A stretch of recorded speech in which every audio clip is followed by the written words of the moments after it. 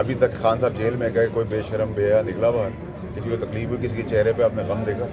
سب تیار ہو کے آ گیا، خوش تھے اندر سے، بھائی یہ جیل میں رہے گا تو ہمیں فائدہ ہوگا۔ کتنے عرصے تک آپ عمران خان کو جیل میں؟ کئی مہینوں تک تو میں دیکھ رہا ہوں، ان مہینوں گزرنے کے بعد پھر آپ کو بتاؤں کتنے مہینے دیکھ رہا ہوں۔ حکومت کو کتنے عرصے تک چلتا رہے؟ یہ تو سر مجھے یہ بھی نہیں پتا کہ میں گھر پہنچوں گا نہیں پہنچوں گا، پاکستان انپریڈکٹیبل ہے۔ سر یہ جو 1000 گاڑیاں جو لینے کی جو بات کی جا رہی تھی، اس حوالے سے کیا کہیں گے؟ دیکھیں جی، ایک بہت بڑا کرپشن کا اسکینڈل، اگر میں اچھا سیاستدان ہوتا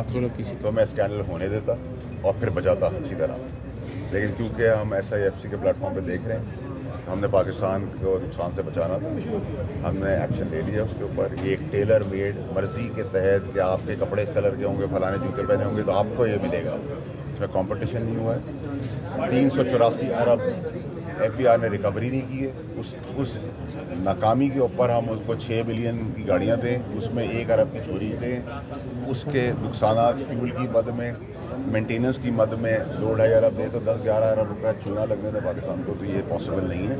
اور اتنی جلد بازی کو میرے پاس ہمیشہ ہوم ورک کمپلیٹ ہوتا ہے، کاغذات جو پروڈیوس کیے وہ میں نے دکھا دیے ہیں آج،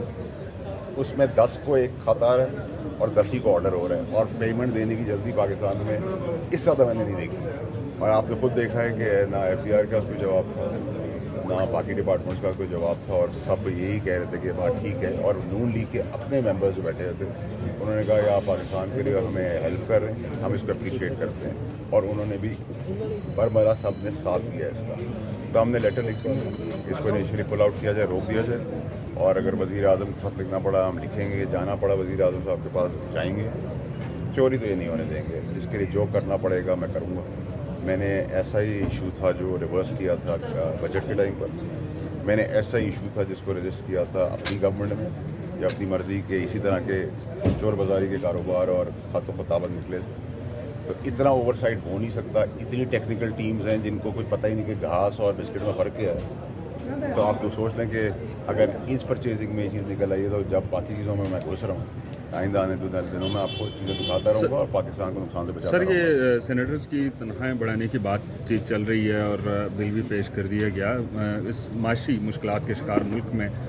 کیا سمجھتے ہیں کہ تنخواہیں بڑھانا ضروری ہے؟ دیکھیں جی، مجھے تو ابھی آپ نے بتایا ہے کہ یہ بل آ گیا اور پاس ہونے والا ہے، تو یہ تو کافی پارلیمنٹ جانے اور شام جانے۔ جہاں تک معاشی مشکلات ہیں،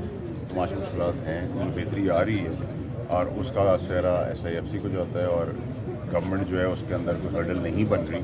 تو میں سمجھتا ہوں کہ میاں صاحب یا عمران خان صاحب والی غلطی نہیں ہو رہی کہ کوئی اگر اچھا کام کر رہا ہے تو اس کو خود بھی نہیں آتا کام اور کرنے بھی نہیں دیں گے،